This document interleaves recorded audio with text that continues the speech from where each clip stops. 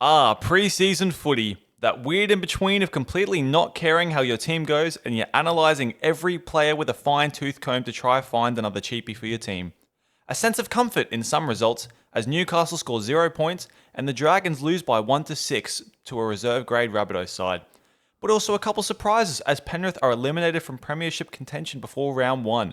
Or does it not count when the best player on your team is Kalani Going? The All-Stars game ended in a draw for the second time ever. Guess we don't believe in extra time in February. And is Mawini Harodi a smoky to take over the Sharks' goal kicking?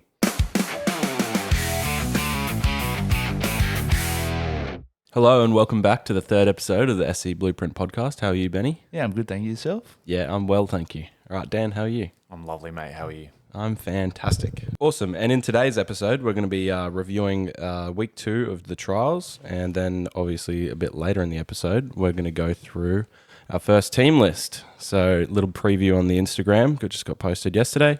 But I'm going to be going through my team this week. And then in the next episode, Dan's team's going to be going through. And then in the following episode, Ben's as well. So that's going to be very fun. Something to look forward to at the end of the episode. But for now, we're just going to go through and get some thoughts on the trial matches and the Indigenous versus Māori All-Stars game. So let's start at the top. Keanu Kinney, player of the match. Lads, give me your thoughts. Just a must-have at this point, really, isn't he? Looked electric yet again. The JC Keanu Kinney link-up just going to be an elite partnership. You've got Brimson there as well. I think he's honestly a must-have coming into the season. He's not a fullback that is afraid of SuperCoach points under the new scoring system. He's going to run the ball a lot. He's going to make line breaks. Just a must-have. Yeah, I do also think he's a must-have. I was surprised to see his score, though. So his SuperCoach score from this thing I found online says he would have got 53 SuperCoach points in that game, which I thought was pretty unders. Because that's basically just his price if he got that in an actual NRL game. Yeah. I do just think, though, you kind of got to have him. He's too good value from what we think he can do. And I think the Titans will probably be good in attack this year, like they always are.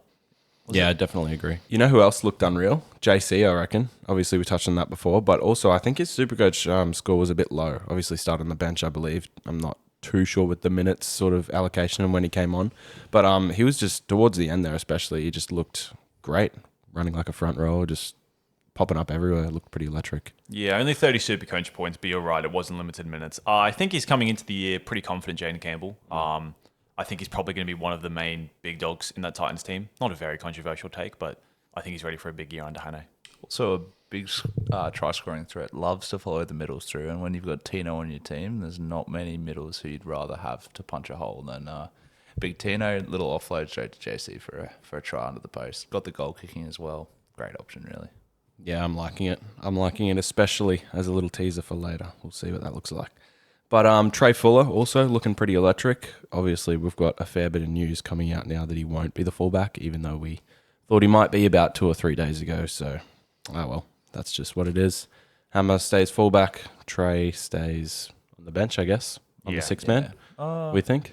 I don't even know. Maybe not. On the 6-man, to be honest. I think there's a chance he just drops all the way out. But I don't know. They might, because they do have Averillo as a halves cover. And then you just slot Hammer to a centre. Maybe they'll keep him on the bench. Maybe that's the approach they'll go for. Yeah. Anyway, one of our other favoured players, Trey Mooney, had a bit of a blinder. Ben, do you want to talk me through a bit of Trey Mooney? Yeah, absolutely. I've got some stats here. So Trey Mooney on the weekend, obviously 13 runs for 107 metres, which is just a bit under 10 metres a run, which is pretty fantastic. 45 post-contact metres and 42 tackles. So, Dan, if you have his SuperCoach predicted score there. 57. 57, there you go. I think he'll play more minutes than he did on the weekend for the Knights as well. They need medals, so I think he's a great option there, really. Yeah, and obviously where we're going to get into, Knights were pretty poo-poo, so we'll see how they go. I think the Knights being poo-poo, though, doesn't actually, in fact, impact those forwards, like Dylan Lucas and Trey Mooney and those guys. I think they'll be fine either way. Absolutely. Yeah. I was more meaning that Trey Mooney might have to carry that forward pack. Also true. Yeah. Bit of a low-key Aaron Clarker this year, I reckon. So we'll see how that goes. But yeah, pretty must-have for me. But anyway, Braden Trindle looked pretty good in the match. Not too many points there other than the fact that he might be taking some sort of points away from Nico, I suppose, in that sort of dynamic, because obviously the halves for the Indigenous All-Stars were Braden Trindle and Nico, which are obviously Sharks halves. So yeah, could be interesting to watch that one. But yeah, Any thoughts, lads? Looked a lot cleaner together than I've seen them for the past couple of years. However, they do find a way to step on other people's feet and on each other's feet a lot. Obviously, it's kind of impacted Nico a bit over the last couple of years. He was the highest priced player, I believe, was it 2022 or 2023? And then, yeah, ever since has just hovered more like that 800, 700K range. If they can get it working, then I think they're both great players. Nico obviously is just electric when he gets the space to move, but it's just never sort of clicked recently for me. I think if you're going for Nico, you just have to be aware that Trindle's going to take points off him to some extent. Like it's not a dominant half and a supporting figure. It's two fairly dominant ball operating halves. Yeah. So if you're going for Hines thinking he's going to be like a Cleary or like a Sam Walker last year, something like that, where he's just basically doing all the creativity, or you just got to leave yourself to be disappointed. Yep. Awesome. That pretty much wraps us up for that rep game, which moves us into Dolphins versus Titans. Any thoughts, lads, initially? Yeah, great to see Flegler back, obviously. Crashed over for a try in his first game and looked really solid out there. Obviously a big body. Great bounce back game from him. Starting on the bench again this weekend in the trials. I'd expect him to eventually make his way into the starting side. Who he comes in for, I'm not sure, but probably just erring on the side of just sitting and waiting till he gets that starting role for SuperCoach. But yeah, looked really good again. Yeah, he'll eventually be the big dog in that forward pack. I'm fairly confident on that. Whether it's Gilbert to 13, Gilbert to the edge, anything, like they'll make it work however they have to. Yeah. 60 SuperCoach points for Flegler over the weekend, and that would be in very limited minutes as well, coming off the bench. Obviously with the try and I assume a line break. But yeah, great to see him back out there. He's well underpriced if he's going to be a starting front rower, so definitely worth a look. Yep. In other news, Cobbo looked pretty good, I'd say. I think his projected SuperCoach score was quite low still, but Dolphins didn't look great as a whole. Lots of errors. Trial footy, obviously. But then on the other wing, on the other side of the game, Faimani, our cheapy right winger, I think he played in this game. He had some errors, but he looked pretty strong in his carries. Bit Greg the Leg-esque. Obviously, I think he came from Penrith behind Brian Toto, so, maybe a little apprenticeship there, but, what do you guys think? Yeah, I wouldn't be too turned off by the errors from either Cobbo or Faimani. It was obviously a pretty wet and damp old game and tends to happen. A lot of time with ball in play, which obviously impacts the try scoring rate. But yeah, look, both of them looked really solid. Faimani is definitely a great pickup. I think he's probably solidified a wing spot. What side, I'm probably not sure yet. He did play on the right on the weekend, obviously. But they might move some things around coming into the trial this weekend. I'll just probably wait and see. But either way, I think he's probably the cheapie to start with for me. Yeah, I mean, if he starts on that wing, I don't think there's a good reason to not go for him. He seems like solid enough in terms of his base and his power. And as we know, the Titans like to score points when they can get going. So I think it's a little bit of a no-brainer at 201K. Yeah, I'd love to see him on the left side. That'll be the real try scoring side. We know what Loffy Camperera has done there over the last couple of years. If he can find his way onto that wing, then taking into account the base and power he already has, then he might just explode. Yeah. I've heard whispers of, well, obviously if he plays right again this trial, it'd probably be a bit tough for him to just stick him on the left there.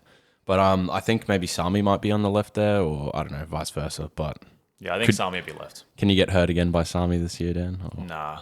Not touching Sami again this year. Not touching him? Not for that price. With a 10-foot pole. Yeah. Awesome. Well, moving into the next game, we've got Melbourne versus Canberra, I believe it was. Yes. Yep. Canberra got the win. Lasardi looking very good.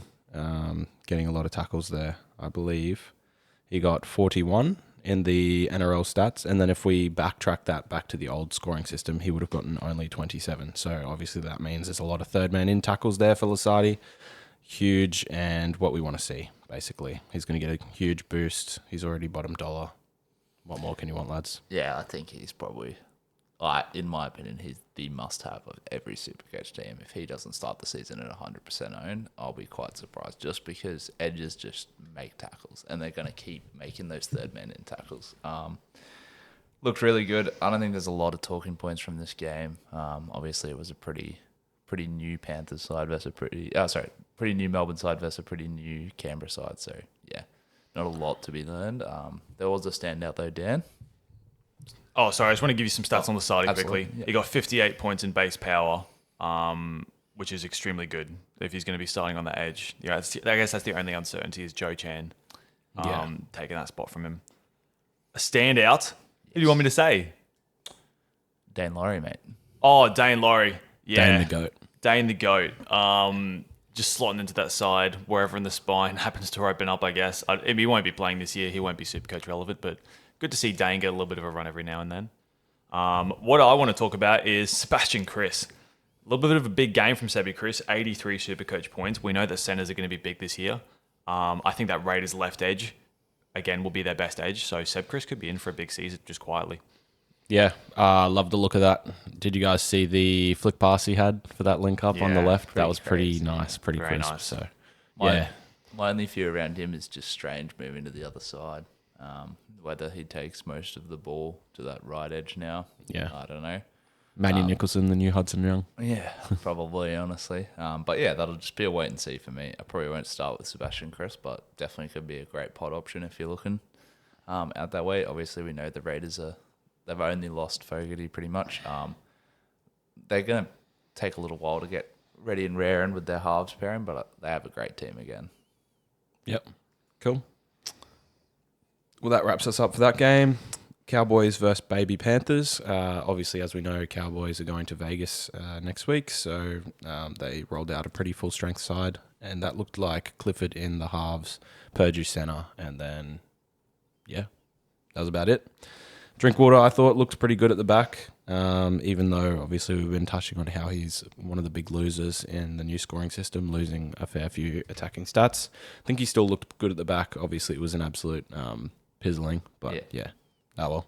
I think he still looked good. And yeah, lads, what do you think about the Cowboys there? Yeah. Well, Drinkwater's score here, he got 112 against Panthers. I think that's proof that fullbacks aren't completely dead by these new scoring changes. They will still get assists. I think Drinkwater scored a try in that game as well. And Yeah, got one. and obviously still goal kicking. So he's got a lot going in his favour. So yeah, Drinkwater's probably still a somewhat viable player to start the season for sure. Yeah, no, I tend to agree. I wouldn't learn too much from this game, obviously. The Cowboys still licked a lot of points to a very young Panthers team. But yeah, I think they're going to score a lot of points as they always do. Them and the Titans just don't have the defensive structure to win games, but they're going to score a lot of points. So definitely some great targets in their edges in the back line at the start of this year. Yeah, Helam Lukey, another great option for me. How'd he go on the weekend, Dan, if you could just Yeah. breeze us over the 40 in base, 46 in base power, and obviously you got a try as well, so finished on 67. Yeah, wow. So if you're achieving your price in base, which he did, like that's looking pretty good. So yeah, I think Lukey's definitely a very realistic option. Also, Reed Marnie, not sure exactly how many minutes he played, probably Yeah. around that 50, 60-ish kind of mark, if I had to somewhere in guess. that range. Got 70 SuperCoach points, only 28 in base power though. So a lot in attack and creative play, which little bit concerning maybe, especially if he's going to get some minutes taken away from him by Sonny Luke. You'd probably want to see that base be a little higher. Yeah. I guess you agree. I agree there. But I don't know. I like the look of Reed. I thought he looked pretty solid out there. I can't imagine Sonny Luke will be stealing many minutes at all off him. But six-man bench, I think he'll be there every week. But I guess we'll just have to see how it plays out with him, kind of what that minute rotation looks like. Also, I guess a positive factor with starting with Reed as opposed to like a Simpkin or maybe even a Brandon Smith is the other two have buys pretty early on. I think the Seagulls have in round 3 and then Rabbitohs have in round 4. So I believe the Cowboys have their first buy in round 8 or so. Anyway. Nah, I think it's in like round Even 12 or worse? 15 or something super late. Anyway, even later is better. But I think that's a positive for starting with Reed. I think he still looks good. Bit of creation there. Still an attacking play, even though he is pretty much just a tackle bot. But yeah, I'm pretty happy with him. On the other side, not much to take away. Obviously, Baby Panthers, just Ivan Cleary rolling out. Just some reservies just to get them kind of get game time under their belt. But the only real shining light I could see was Kalani Going being the leading tackler from their side. I think he had 36 tackles and yeah, not too bad. New South Wales Cup Player of the Year last year for the Wars, obviously signed to Penrith, so Not sure if he'll get a gig at the start, but I'm sure he'll get into the team at some point in the year, pending injury and Origin or whatever. Yeah.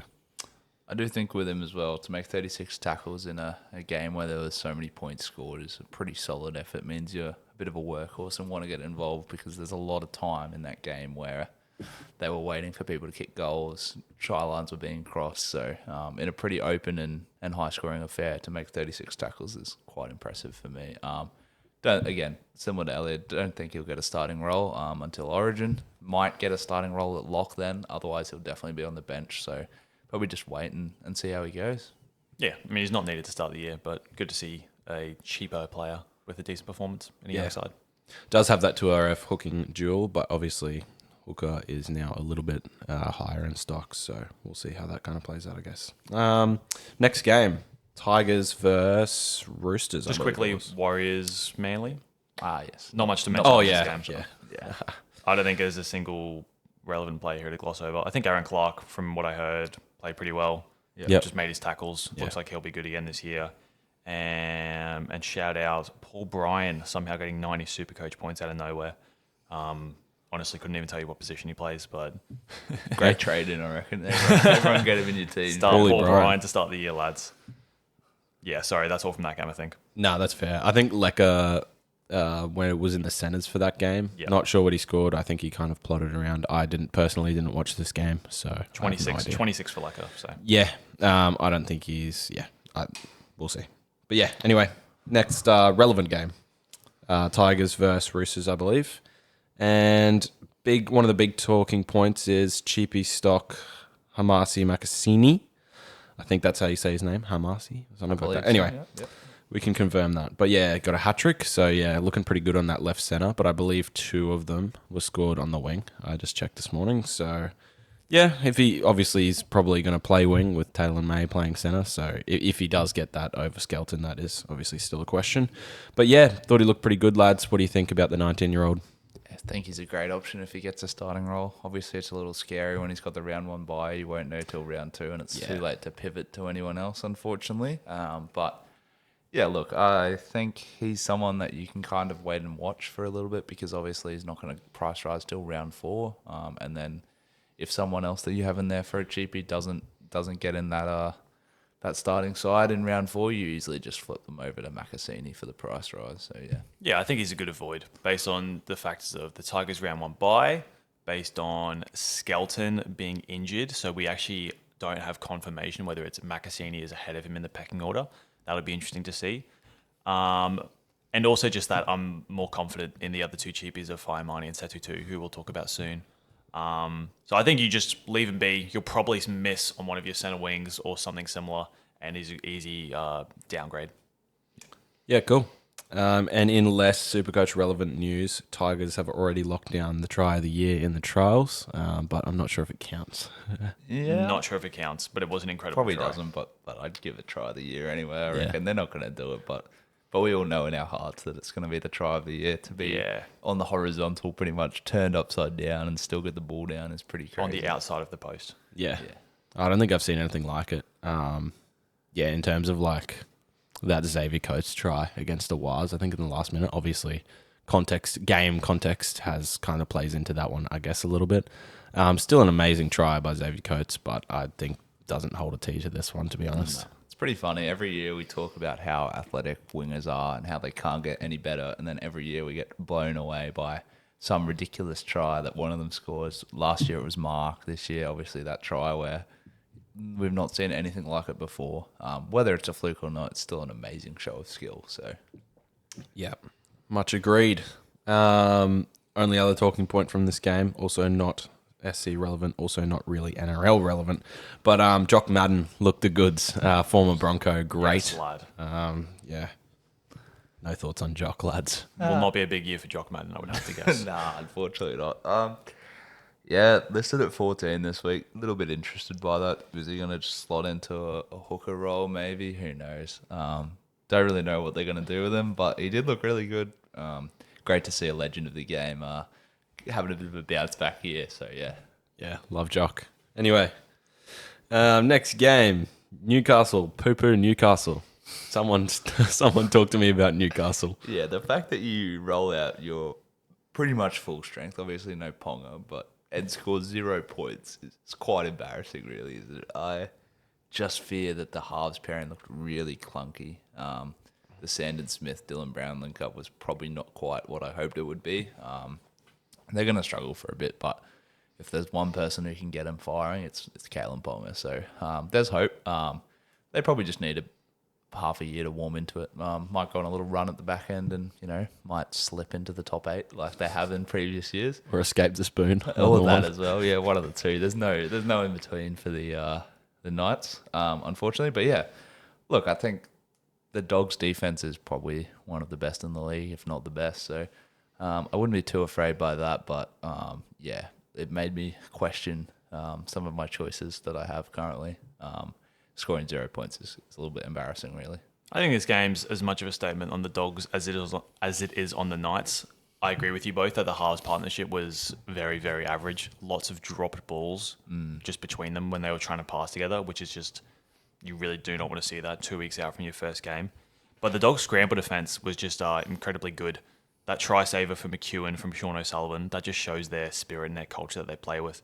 So I do think the Knights will be bad, but I think this also told me that the Dogs are going to be really good and have a really good year.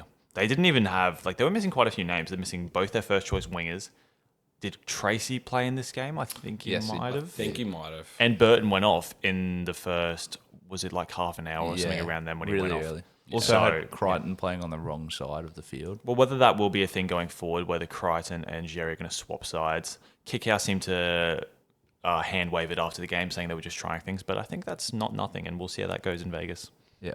It does feel like, attacking-wise, they have all their strengths on the right at centre wing with Kiraz and Crichton, so maybe they swap it to be a bit more balanced, I don't know. Burton's also primarily on that left, and Burton's probably a little bit more ball dominant than Galvin, so maybe they want Burton, Crichton kind of together on that edge with Kickout. And Kickout as well, obviously. They have the old Panthers link up there, so... Yeah. Anyway, time will tell, lads. But that's actually a good point. How have I never thought about that? If they go Crichton, Burton, Kickout, it literally will just be the Penrith left edge. That is true. I haven't thought about that either. Yeah. I feel like they should just do that now. Yeah. There you go. Another sort of talking point from, I guess, this game and then segueing into the next. Obviously, we know the Dogs are versing the Dragons in Vegas. Both missing about the same tackles. I think they might have missed anywhere from like 26 to 30 tackles, something like that. Obviously, the Dogs then held Newcastle scoreless, and the Dragons lost in a 4-point defeat, I believe, to a Baby Bunnies. So, yeah, not good signs for the Dragons there. And then, yeah, bit ominous, lads, bit ominous. But yeah, anyway, moving into the next game. Already kind of previewed it there. Baby Bunnies get up. Good to see Matt Duffy getting around the park. Yes, Duffy. Yeah, for the Bunnies this time. Obviously, first Charity Shield, I believe he said he won. He's played in about 4 or so, so that's interesting. But yeah, not overly Supercoach relevant. But yeah, Harm Saleh injury, I believe. Yeah, Harm Saleh went down with the head knock. I think that's pretty big news. But however, to contradict that, there is 2 weeks to Vegas. That is enough time to recover from a Category 1, depending on how his body's feeling. I know he had a pretty nasty one at the end of last year as well, so whether he takes an extra week or 2, we'll wait and see. But if I was in his position, I'm wanting to go to Vegas, have a bit of an experience and, be back for round 1. You've trained all preseason. You're not going to just take some time on the sideline unless you need it. Yep. Wholeheartedly agree. I think there's every chance Hamish Stewart was going to start at 13 anyway. Yeah, I agree. In saying that, talk to me about Hamish Stewart, Dan.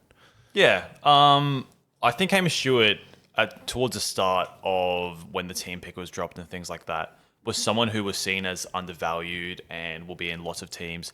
I think he is all those things, but I also think his ceiling is very low. So he got 50 Supercoach points on the weekend. He would have probably played, I reckon, at least 60 minutes, probably more. So I don't think he's got a lot of upside to him that a lot of other forwards have, especially in the terms of gaining tackles from the new stat system. I don't know if he'll be a massive beneficiary on that, just based on this score and honestly kind of vibes. Yeah, as well, I think the Dragons have a lot of forward options. I don't know if Stewart's going to be one of the big minute guys. I mean, we all know I think Couchman's probably going to be that guy, but I also think Emre Gul is probably more likely to be that guy than Stewart as well. I think they're more big minute forwards than him, yeah. I was quite interested that when Harm Saleh went down, they opted to play Hamish Stewart for more minutes than Couchman. So just a little interesting talking point. I don't think it's to be read too highly, but I was interested to see that they didn't decide to put Toby Couchman on for a few more minutes with one of their middles going down. But yeah, whether he's maybe not quite fit for that lock role, we'll wait and see. But he's played on an edge, so his ball handling. Couchman. Yeah. He's never going to play at lock. That's always going to be Stewart's role. Yeah. But yeah, Hame Sele traditionally a middle as well, so I was interested to see they played him there. But yeah, I don't know. There's plenty of talking points around the Dragons forward pack. We'll just wait and see on that, I guess. Yeah, bit of a wait and see. Just quickly as well, Luciano Leilua with a big game. Again, not sure how many minutes he played, but he got a try. Yes, he did get a try. But other than that, just lots of points.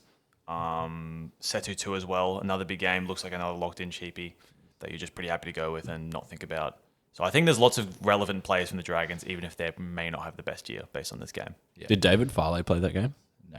He was in I believe he might have been on the bench. Centre, I thought he was, no, yeah, he was in at centre, got 44 points because obviously Val didn't play.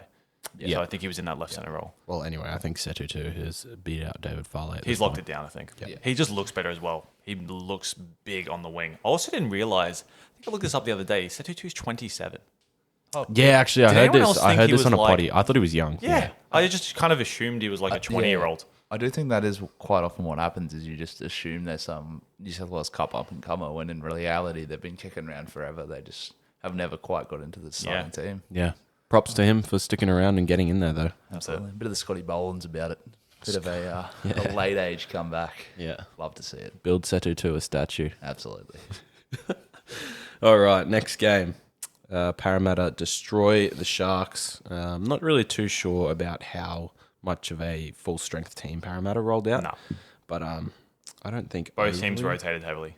I think from memory, actually, the Parramatta forward pack, a few of these forwards played. Riley Smith, Katonga, Tuolungi, Talon De Silva got some minutes. Pretty sure the Eels were Tuivati. borderline full strength at the start, bar Moses. But they played Iongi, they played most of their back line. They did rotate early, but it was not a weak Eels side compared to the Sharks, who had no Nico, no Trindle, and chose to rest a lot of other big game players. Yeah. I can't lie. Whoever was in the commentary box was absolutely glazing Sam Tuivati. Yeah, they love him. Yeah. Junior Paulo Jr. Junior Paulo Jr. Nice. All right. Iongi, I think, looked pretty good at the back there. Not overly SuperCoach relevant with his price being like 600 or something like that. But, good look in if he starts to really pump. You never know. Might be a late season pod or something like that. But, yeah, linked up for a nice try with Bailey Simonson there in the 5th minute, I believe. But, yeah. Pre the new scoring system, I was actually quite hot on Iongi, but obviously I think he just loses too much with the changes that it's probably not a great option for now. But if the prices level out, then you never know. You could see yourself picking him up. Might be a good side grade from like a Tom Chester if he ever gets up that high. You just go straight to Iongi at 500k. I feel like Iongi is a big through the hands guy. Like he does. I don't know if he has. I'm sure he has it, but he doesn't bring it out as much like that Reece Walsh cutout pass or anything like that. I think he will be someone who does take a bit of a hit to these news changes. I know he's not turbo, but I liken him to that sort of player where he kind of uses his speed and agility to make the space and then feeds it out to a centre and then obviously easy 2-on-1s. To contradict that slightly, he does have a very good short kicking game, and I did see a couple of over-the-top passes last year to Josh Adokar, but they did also, he was the main attacking guy, and there was plenty of times where he went through the hands, so I think he will definitely lose a lot with the new scoring system. But if he does get quite cheap after a couple of bad games, then probably a good pickup. Yeah.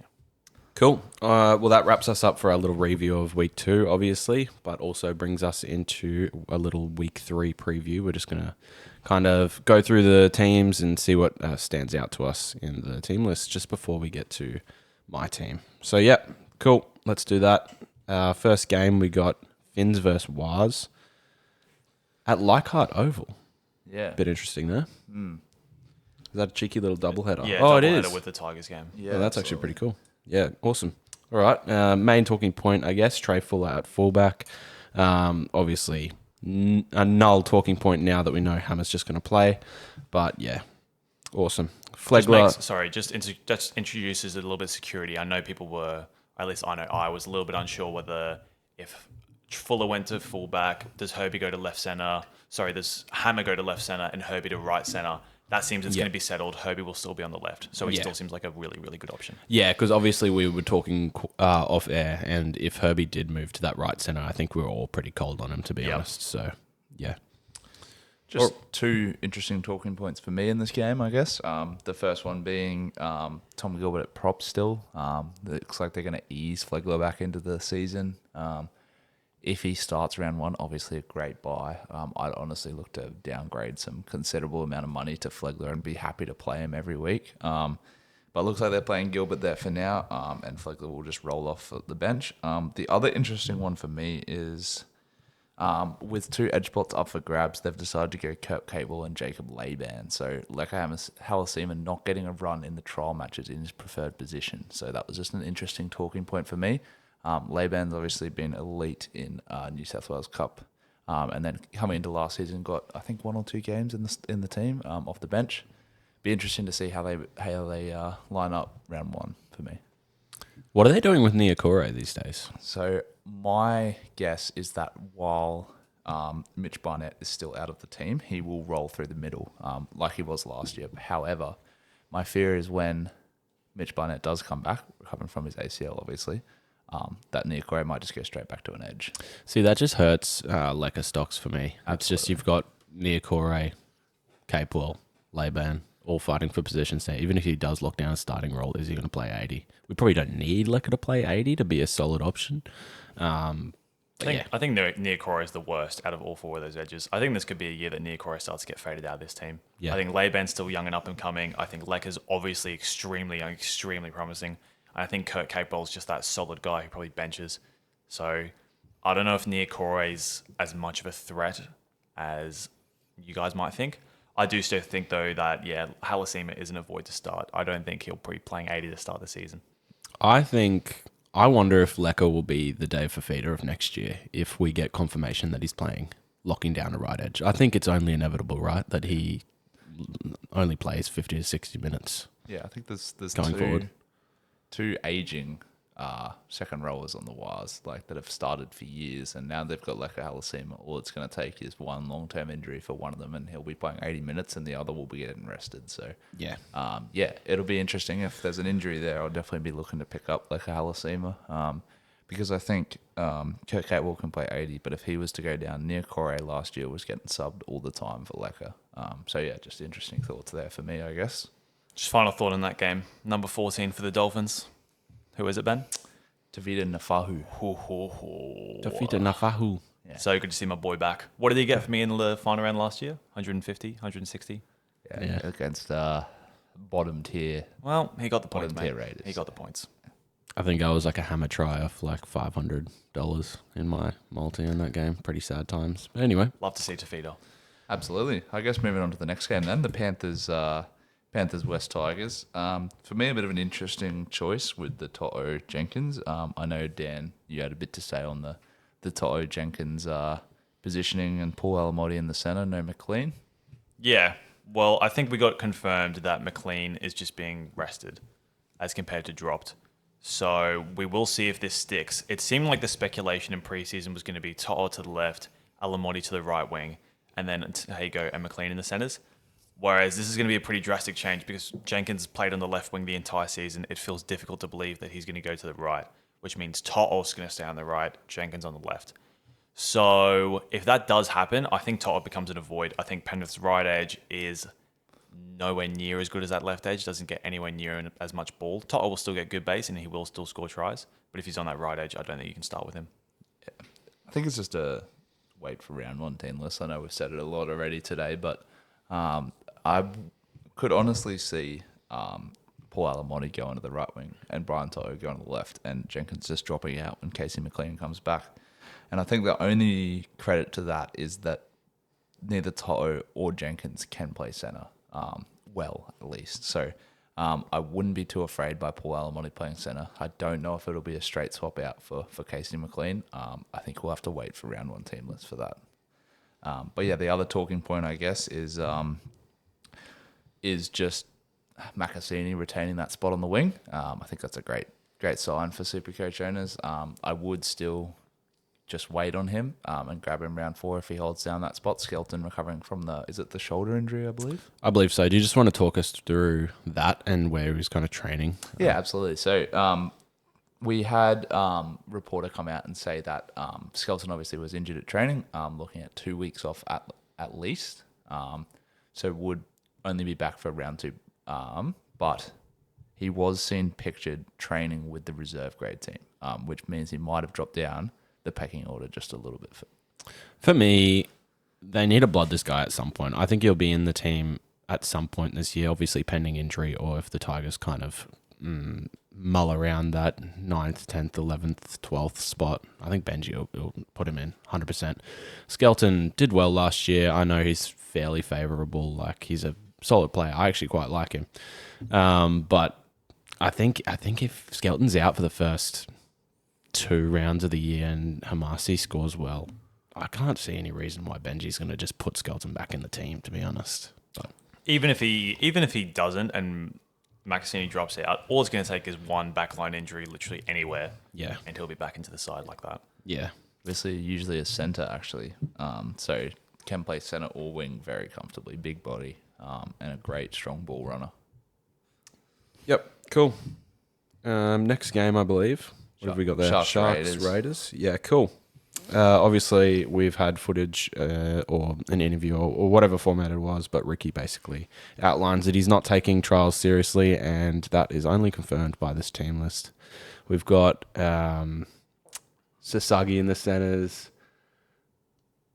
Dane Laurie at fullback. Oh, yeah, he played 7 last time, so fullback this time. I guess that just shows his versatility. He could be in the side if any sort of spine injury goes down. But yeah, nothing too crazy. Enough of the century. Noah Martin. Is it Noah Martin? Miles Martin. Noah Martin's in the side. Yeah, There is a Miles Martin as well, though. Yeah, I think on he's the been bench. enough He's on the year Reds. after year. He's on the Rosies. But yeah. I can't believe Ricky's not giving Strange and Sanders a game together against Yeah, NRL position. Sanders. Not to mention that there's also none of their starting 3 props at all, even on the reserve. So no Papali'i, no Tarpanay, and no Horsburgh. That I can understand that though. They're NRL ready. Like, they're ready to go. Strange and Sanders have, apart from a little bit in training, never passed the ball together against NRL opposition. I can't believe they're just waiting for the first game to see how that goes. Yeah. They must be very confident. Or to contradict that, they might not be ready, which seems stupid to leave them out. But there's no point showing your weaknesses before round 1 if they're not ready. They're not going to get better on the training park, I'd say. Yeah, but if they're not getting ready, then it's only going to make their mental worse if they get absolutely pizzled by the Sharks. Maybe. Yeah, I think it's just an interesting choice, whatever way it is. I think it's more strongly that they must be pretty confident. But yeah, look, Strange training on a new side of the park, on the right edge, obviously. I would be giving him a game for sure. But obviously Ricky's contradicted that, and he is a bit of a coaching wizard, so I'm not going to go against his word, but just interesting choice for me.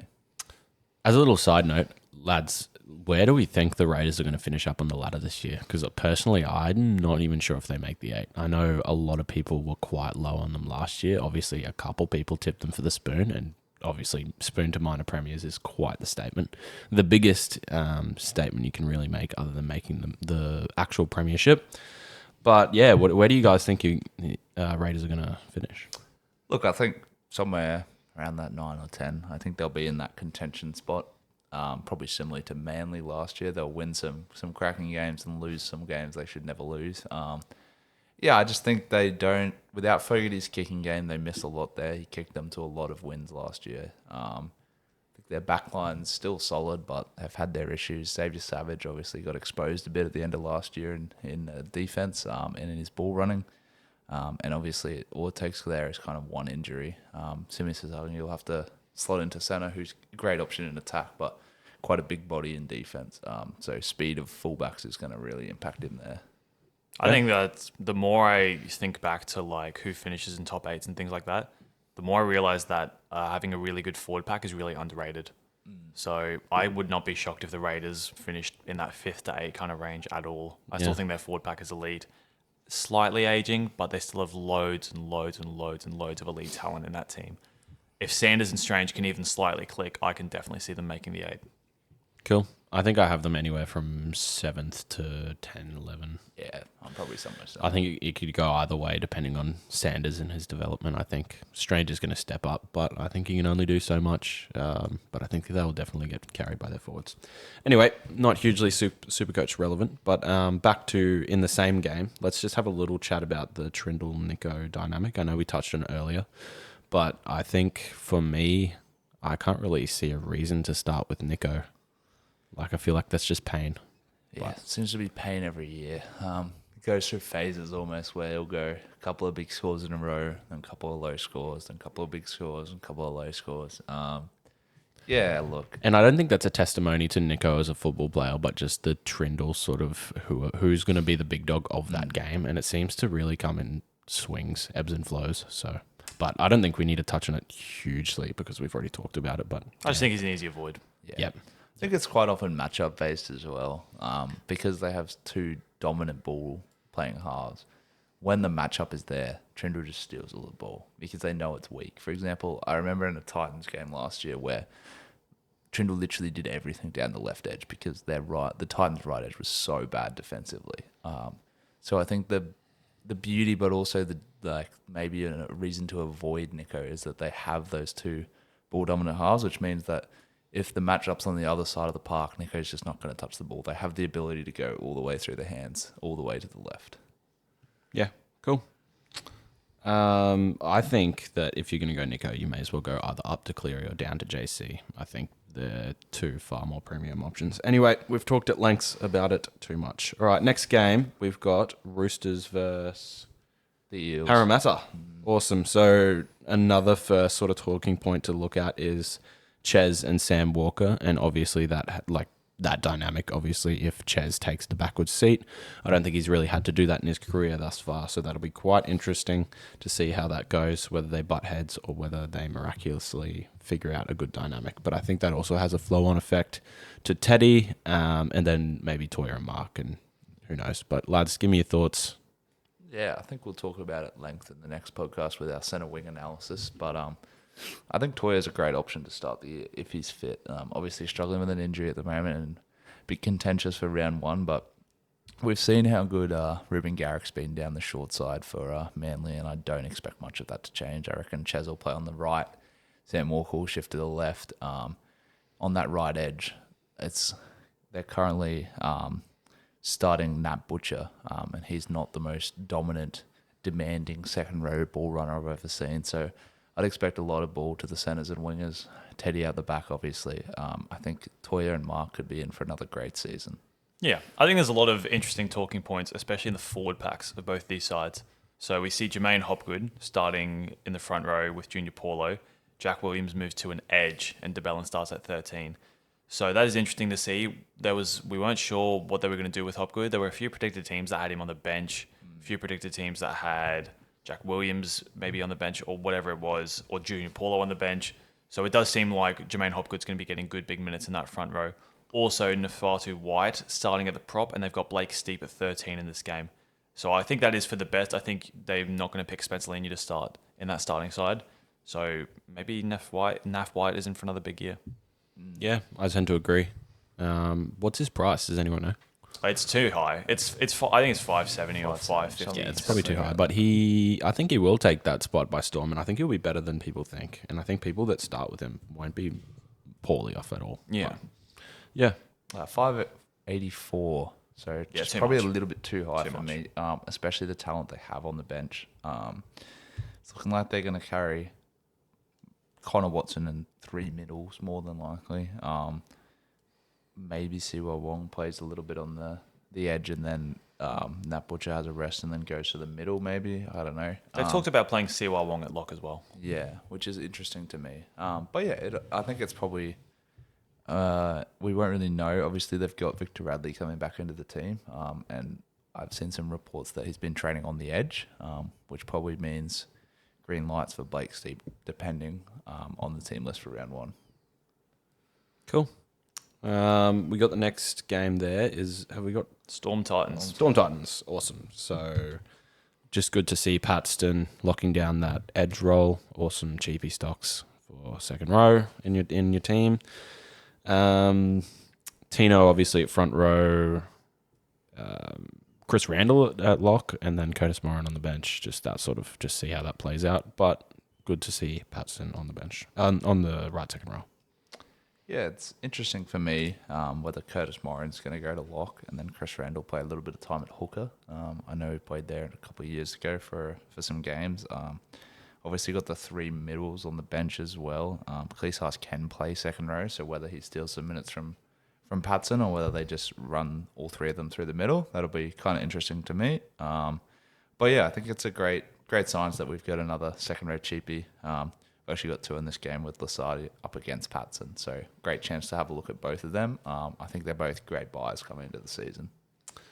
Talking about buys, Cooper Buy on the bench as well. Oh yeah, yeah. I think he's now a hard avoid, basically. I just don't think there's value in him. I think 235k is still cheap, and if he comes off the bench and gets like 30s, yes, he'll make money. Not big upside there with Cooper Buy. I think there are too many good other cheapies, which you only have to pay a little bit more for to get a lot more upside. So I think Cooper Buy is going to come out of a lot of teams on the back of these team lists. Cool. Was that Storm? yeah, on the Storm side. Yeah, cool. No Jerome Hughes, which is interesting, but I just think they'll probably rest him with the injuries he had at the end of last season. Probably just ease him into the season a bit. Joe Chan and Lasardi on the edges, which is a bit concerning because we're not actually going to know who's going to get that starting role till round 1. Yeah. But from all reports, Lasardi's playing that right edge role, which means that I would probably lean towards him as the starting prop. Second rower, should I say? Which is obviously a good sign. Alec McDonald playing lock, which to me means that he'll probably hold that for the first 2 games while Trent Liero is suspended, I should say. But not a big deal. I don't think he's a great buy because Trent Liero will just come back into that starting role. Yep.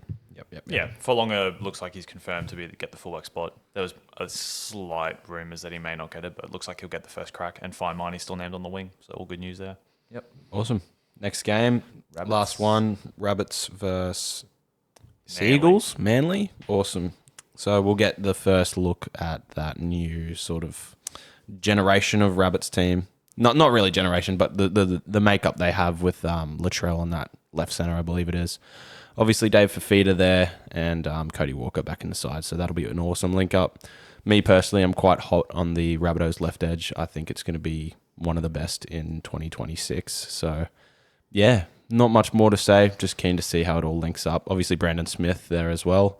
Starting at 9, see how his sort of rotation goes through, whether he goes to lock or whatever they do there. Whatever Wayne does, whatever Wayne wants. Yeah. Interesting that they've gone with 2 utilities on the bench for me as well. They've obviously got Humphreys at 14 and then Bronson Garlick at 16. Not a lot to read into that.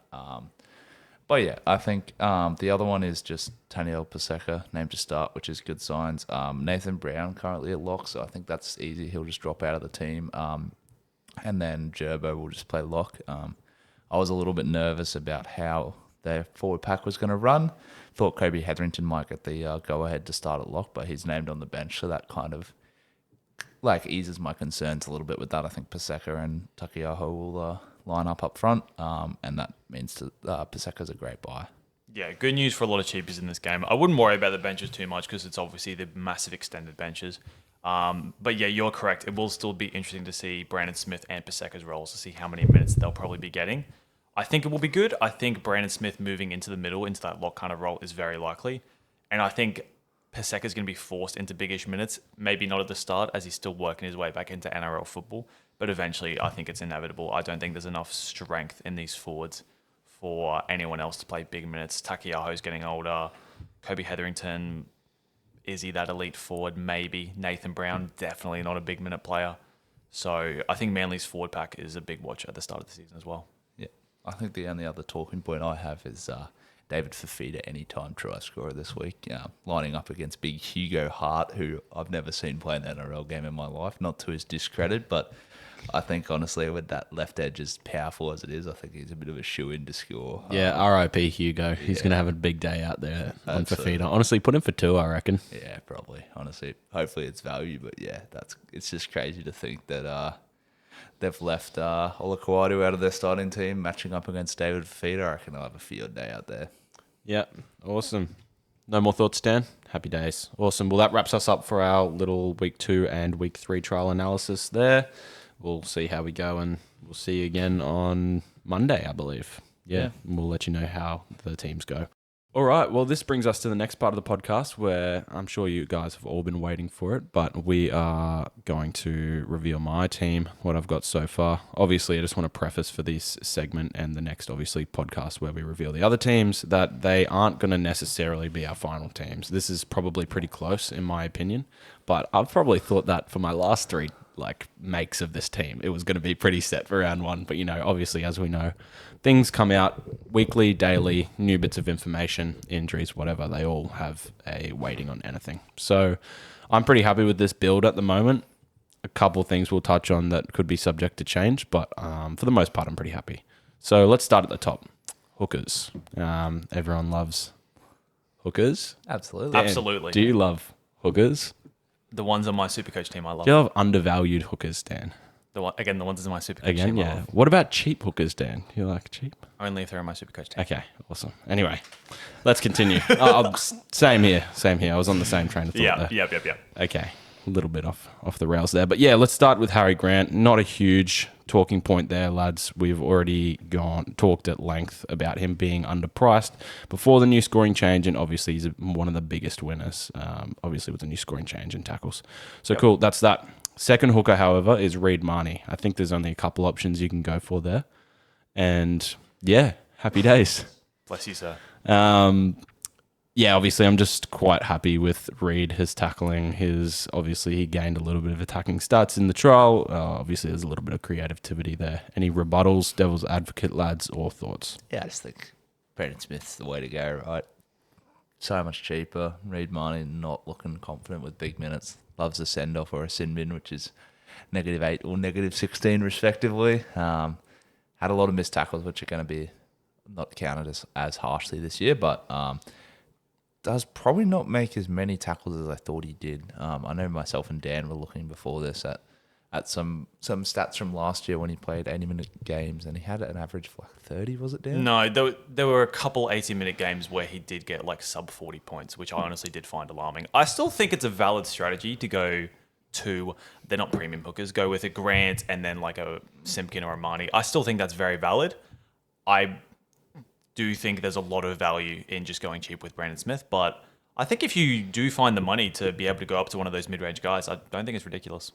Yeah, and look, at the moment, when I'm toying with Brandon Smith being in my side, I have obviously close to 200k, not quite, close to 200k spare to kind of do what I want with, but at this point, I'm struggling to find the place to spend the cash with such undervalued options around 2RF and stuff like that. Sorry to No, interrupt you're you, good. mate. Would you say that if you did find a player you needed to upgrade to, that would be your first port of call to downgrade? First port of call, Yeah, yes. I would probably 100%. agree. I would So I'm keen to have Reid as a luxury at the moment, but yeah. Yeah, I think that's a fair take. Cool. Brings us to front rowers. FRF1, Payne Haas, goes without saying. I'm sure you guys have nothing really to say except praise there. Easy captain option, set and forget. I think we've talked ad nauseum about it. But FRF2 is where it gets, I guess, a little bit more spicy. Stefano Utikumanu. Okay, that was terrible. Ben. Uto Ikamanu. Uto Ikamanu. Okay, there we go. All right. Love Stefano, honestly. We started with him last year, and I think it was me and Ben. I'm not sure if you did, Dan. I might have actually. Maybe you did, but we, quote Wasn't unquote, panic traded him out round 1. Obviously, it's been a massive debate in our friendship group whether it was a panic trade. Obviously, me and Ben don't think so. Obviously, we went Stefano to Payne Haas, and then obviously Dan's kind of hasn't really let that one go at all. So, yeah. Any trades in round 2 are panic trades? Yeah, sure. But Whatever then you reckon, buddy. I think it worked out. Obviously, Stefano did get a limited minute output than what we thought it was going to be. So I think, honestly, if I'm going to describe it, we're probably just ahead of the curve there, Benno. Yeah. What did we pay for our Payne Haas? I think it was about 690. What did Dan pay? Oh, a bit over 800k. So Yeah. I'd say it was definitely It was the real winner a bit there. Of a genius trade, really. Yeah. Right. Some people just get it. Good on you, lads. I don't think you're going to get any pushback on Stefano here. Yeah. I think all three of us have him. I think Yeah. we all think if he continues his big minute role from the back end of last year, he's going to be an absolute champion. Absolutely. Yeah. I think you can list the next two off as well without any debate at all. So go for Yeah, 12. Trey Mooney, we love him. Obviously, we already talked about it. Think he might be this year's Aaron Clark. Basically, just a must-have. Taniela Paseka, however, yep, awesome. 328k. Stick him in the side. I think he'll play relatively good in minutes coming back from that injury. Achilles. But yeah, had plenty of time off. So yeah. Yep. 2RF1, I've got Isaiah Yo. I think we're all in agreement that Isaiah Yo is quite underpriced, especially with a new scoring system. 610k. Not sure on his ownership, but yeah, I think he'll be quite a popular option going into round one. Just yeah, plug him in there. Yeah. I don't think there's any controversy there at all. 610k is, as you just said, unders for someone who will make a lot more tackles. Had his worst year in 5 years last year, I think I heard. Oh, wow. So, yeah, I think if he's in for a big year in terms of an upgrade of the stats changes and then an upgrade in just his play in general, I think he could easily be a top second row. Yeah, I think he's currently 22% owned. I think that should easily be 40% at least. I think he's a great 2RF1, just an easy set and forget till origin time, and then you just look at your other options from there. Yep. Awesome. 2RF2, D for feeder.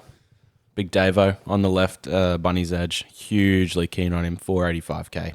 He's been in every single build. I think he's the first player I put in every single time.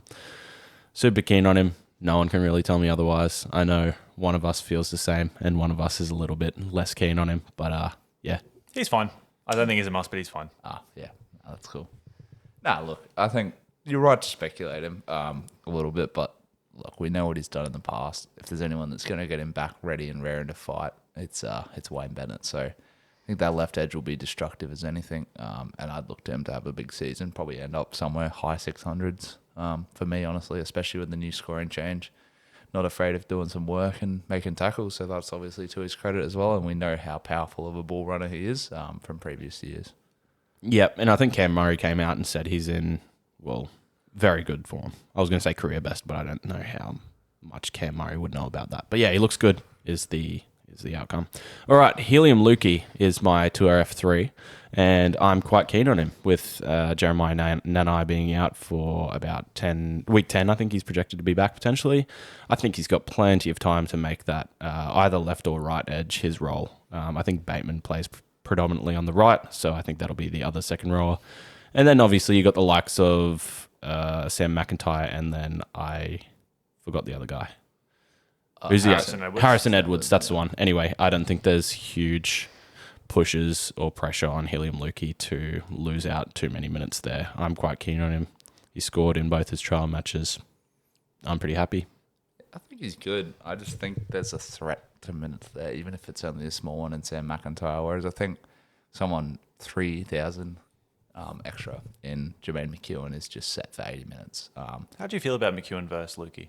I feel like McEwen's a safer option. I'm honestly trying to look at more of. I know he's not a massive pod option. I think he's still owned relatively high. Nothing crazy, but I like him more for that reason that I think he has more attacking upside, and yeah, I just think he has the highest ceiling. I think McEwen's the lower floor, better player in terms of consistency, but I like Helium Lukey. I think he's got a lot of weeks to make that edge spot his own, and I think honestly by the time Nanai comes back, I think Lukey could be the other second row. I don't think Bateman brings much to the team. Obviously probably minutes, he won't play 80 with Bateman there probably, but yeah. Something that I'd be interested to see. Actually, Lukey is currently more owned than McEwen, so 14% for Lukey and 6% for McEwen. That's I see. mind-blowing. I would love to see Blows my mind. those statistics amidst top 1% players, though, because I think top 1% players probably have McEwen owned probably more at 20 or 30%. So yeah, it's just interesting to see.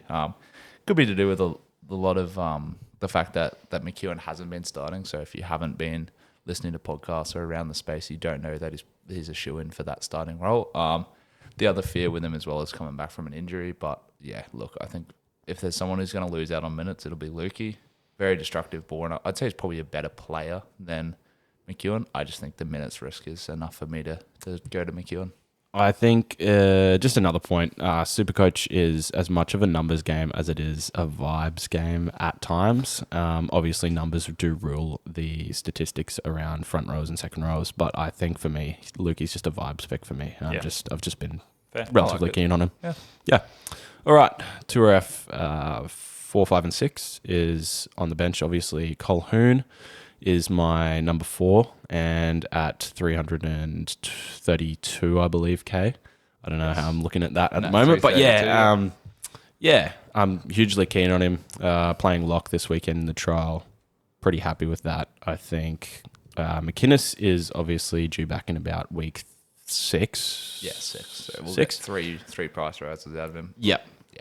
Keen on him to start. Yep. I think all 3 of your bench forwards, bench second row, sorry, we all have. So Yeah, free to Lasardi just- and then Paxton are the other 2. But yeah, I think a lot of people will have that. All right, moving down. Number 7, I've gone a bit bigger with Jaden Campbell there at 711K. I think there's only 3 options you can really take. Or not 3 options, but 3 plays you can make in double cheapy at 7 or Mitch Moses mid-range at 500K and then Jaden Campbell, Nico Hines, Nathan Cleary, something like that. I'm keen on Jaden Campbell. I've just been keen when watching him on the weekend as well. He just looked like he had a hand in everything. He's just a freakish player. He just makes things happen, and I don't think he loses out too much in the new scoring system at all. So, yeah, keen. I think my only discredit is obviously Kieran Foran retiring.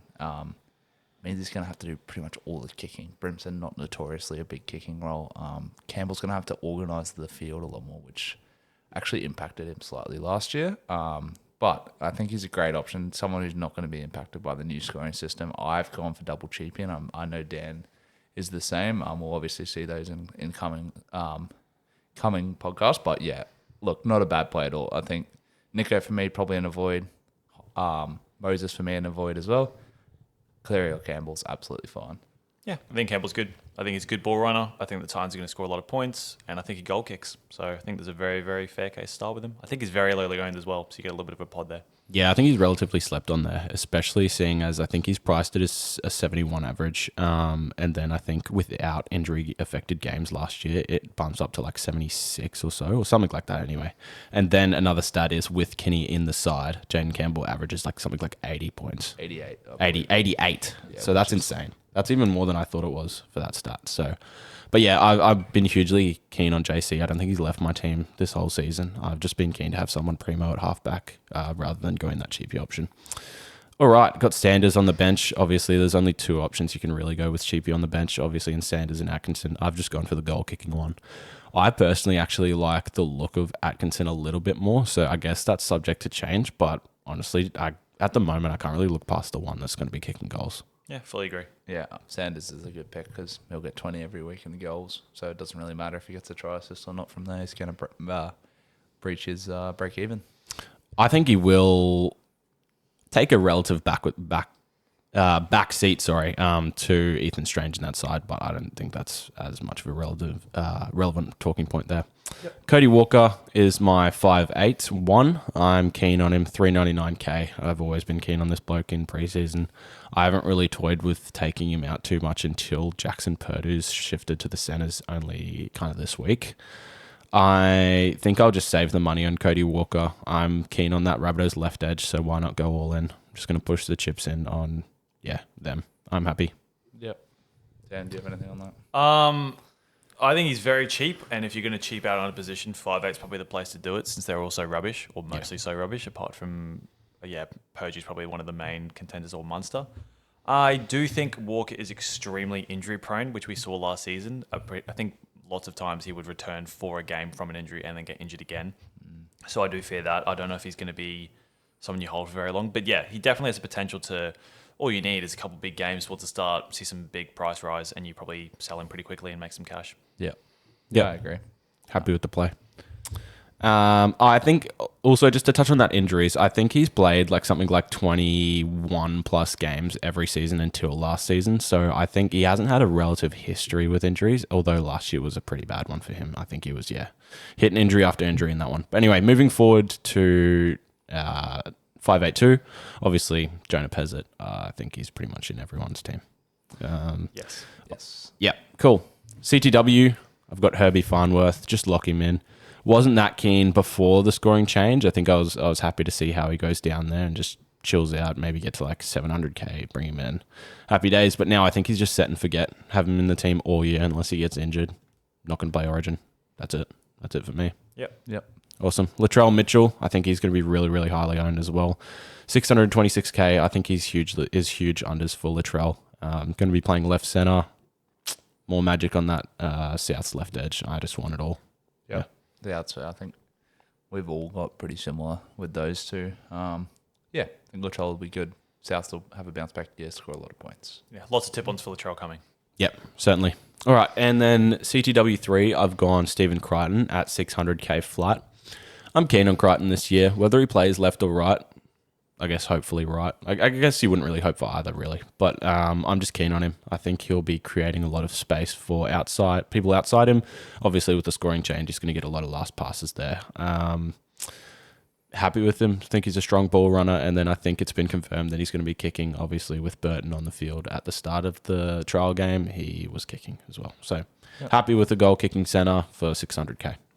Yeah, I like Crichton. I think he's really good. I think he is an attacking weapon who runs the ball hard. He's very involved in everything the Dogs do. And as you said, he kicks goals. So lots of upside there. I think he's definitely undervalued to start the season. But the only thing to watch is if he does move back into that fullback sweeping role that we saw him having at the end of last season, it could be a worry. But I think he'll be fine for the start of the season at least. And then, awesome.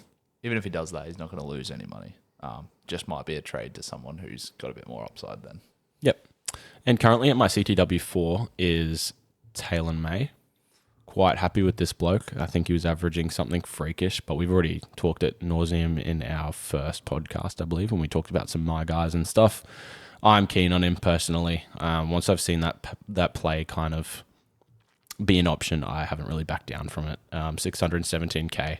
I think he's huge unders and obviously has the round one bye, but that honestly makes me more keen on him because I think more people will be not keen on him. I think he'll be lessly owned and talk to me about the play, lads. Yeah, I think if anything, the fact that the Tigers started to cook a little bit harder when Taylor May returned on that left edge gives me a little bit more confidence in them. I do think there are better options at that price, but I think he is a very powerful runner. I think he's very explosive, and I think the Tigers are going to have a better year. So I think it's a fair play for sure. Awesome. So that moves me on to the 3 bench spots. I've currently got 3 cheapies. Obviously a little bit subject to change depending selection, but for the first one is completely locked in. Setu 2, 201k, absolute bottom dollar. I think he's made his name over these first 2 trials and then going to Vegas. I have full confidence he's going to get selected on, I believe it's the right wing. So, moving forward, we've got in number 2, we've got Faimani, 201k, bottom dollar again. I think he'll be on the Titans right wing. Obviously, it's pretty locked down at the moment. I can't see Hane really messing around with his team too much. So I think once he's keen, he's keen. So, awesome. And then from number 3, I guess a little bit more contentious, Macassini. So I've got both those Tigers guy and Taylor May and Macassini on the bye round 1. So that's a little bit of a worry. I guess time will tell. I'll see.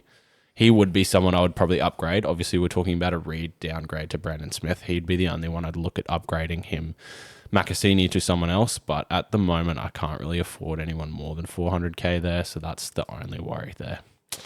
I was toying with a Will Warbrick at 400 and something 40, K. I think, 440. I think even cheaper, maybe like 13 or 16 or something like that. He's really low, but again, it's a winger. We know centers are the biggest winners, so I just don't know how much I'm getting out of Macassini to Warbrick. But anyway. That's for me with the triple cheapie. Is just you have no one to side grade if someone falls out of favour. So let's say, for example, I know you've also got Chester, who you'll talk about in a moment at fullback, but let's say, for example, Faimani gets injured, all of a sudden you have to find like 400k to get a playable player. Whereas if you only start with the 3 cheapies, you go like Faimani, Setu 2, Tom Chester, then you can go to Macassini if something goes wrong or someone gets dropped or someone gets injured, something like that. That's my only fear is, obviously you can do it, but it does just mean you're going to have to drop someone down to get a playing player or just be happy with enough there for a while. Yeah, obviously one to watch, but 100% agree with your sentiments there. Dan, any thoughts, or you good? Yeah, I mean, I think there's risk with Makasini, but I don't think it's ridiculous. Cool. Awesome. Fullback, Keanu Kinney. I'm surprised why this bloke isn't like 90% to 100% owned. I think he's only sitting at like 40%. So I don't know what the other 60% of teams are doing. But 495, sorry. And yeah, keen on the bloke. Always been keen on the bloke. Yeah. Yeah, pretty straightforward, really. Yeah. We all have him, and we all have your second option as well. If you want to read that, I know I just touched on him before. Yeah, Tommy Chester. Yeah. So he's on the bench there. Honestly, I've been pondering it because Laybut is back week 3. So that obviously, if he doesn't get picked there and he gets flicked, obviously it'll be a bit of a sweat on team list Tuesday on that week 3. So if he doesn't get picked, he won't get a price rise, and that's a bit of a worry. But at the moment, I'm pretty happy with nothing out fullback spot 2 because I just don't think there's much there. I'm not really happy on going a sewer. If Trey Fuller was playing, that is, I would pick him. But I'm pretty happy with nothing that out because I can move him back up and then my next pick potentially into fullback and just muck around with it that way because obviously Tom Chester has the CTW duel. But I'm pretty happy with nothing him out, so I'm not really sweating on whether he's a trap or not for now because I think pending injury as well, he'll be back in the team. But yeah. Yeah, awesome. I would be surprised if he plays in round 3, to be honest, just based on Labour appearing to have taken that first choice centre role. But I don't think it's ridiculous, and I think there's not many better options at fullback, to be honest, unless you're going to spend big on one of the big dogs, which you might be doing anyway. But Yeah. I still think it's definitely fair to go with Chester. Yeah. I'm just hopefully it gives me a bit of flexibility in getting another big dog, CTW or whatever, if I go wrong on anything. But yeah. Yeah. Awesome, lads. Well, that brings me to my final pick at flex. I've gone a little bit punchy. Scott Drinkbloke. Lads, I'm keen on him. 15% owned. He's a little potty option. I think a lot of people are going to be turned off the scoring system. And yeah, hugely keen on the bloke. I think he loses out, but I don't know if he loses out as much as people think. And coming off a strong trials performance, I'm happy to have him in my team. Yeah, well, we saw he was still able to get 112 despite the scoring changes. So I think it's definitely a fair start. I think it's risky. I think there's the potential that he goes like 50, 60, 70 and he loses a lot of cash. But if he goes big and he holds even, I know it's 3 pretty easy fixtures, then could be worth the risk. Yeah, I think for me, the risk is definitely worth it if you do the flip to Reece Walsh. Whether that comes into contention and you save a bit of extra cash somewhere to make sure that can happen. Yeah, I think we've talked about it off podcast, probably not on the podcast yet, but there's a real world where you get Drinkwater for the first 3 and then flip to Walsh and you get 12 rounds of pretty much the easiest draw you could ask for from a fullback. And 2 players that I don't think will be impacted too much by the scoring system, have great creativity with cutout passes, take the line on, a lot of runs, a lot of line breaks. 2 great VC options, I'd say. Yep, I'd say so. And personally, the way where my head's at, obviously I've got Tommy Chester in fullback, so if something else goes wrong or I want to mess that around, I can put Drinkwater back up to fullback or something like that. Yeah. But yeah, also if he does go quite poorly in the first 2 rounds, can side grade him to a Valentine or something like that if Holmes is looking quite fit. Yep. Yeah, happy with him. Obviously the Walsh play comes into contention, but if obviously we've highlighted that the Cowboys have a soft draw, so I'm quite happy to capitalise that and potentially dabble in a place that people might not go. Yeah, I think that's a good idea, honestly, yeah. Not a bad team overall. There's some things, obviously, each of us do differently, but you'll notice quite quickly when we do the 3-team reveals that there's a lot of a spine of the team as such that is very, very similar between all 3 of us. Someone's here to lock you up then. Yeah, apparently. Yeah, if you can hear the sirens going there in the background, yeah, they're coming to insert Ben's address. Yeah. Beautiful. All right. Well, that really wraps us up for today, guys. Thank you for listening. If you're viewing on YouTube or Instagram in our clips or whatever, that's greatly appreciated. If you have any questions, as always, drop it in the comments of the socials, Spotify, YouTube, or if you have any questions on Instagram. Lots of graphics, pod options, projected team lists are coming to you. So stay tuned. And then obviously in our following 2 podcasts, we're going to be going through Dan's team. So huge stuff to consider there. And then Ben's team in the 3rd. So I think we're all in the dark at the moment to how Ben's build is going. But yeah, that's going to be really exciting to look out for. just also on that, I guess, obviously we've talked a lot today. Bit hard to show you without graphics of team lists that it's quite hard to piece together a full team just listening to a podcast. So we will put all the full team reviews up on the socials, and we'll continue to post as well as we get closer and closer to the season with any changes we're making, things like that. We've also got a combined team that we're going to make together. That's coming in a future podcast, and then that will also be up on the socials as well. SC Blueprint, if you're interested. Awesome. Thank you for the support, guys, and on to the next. Have a lovely rest of your day. Ciao, ciao.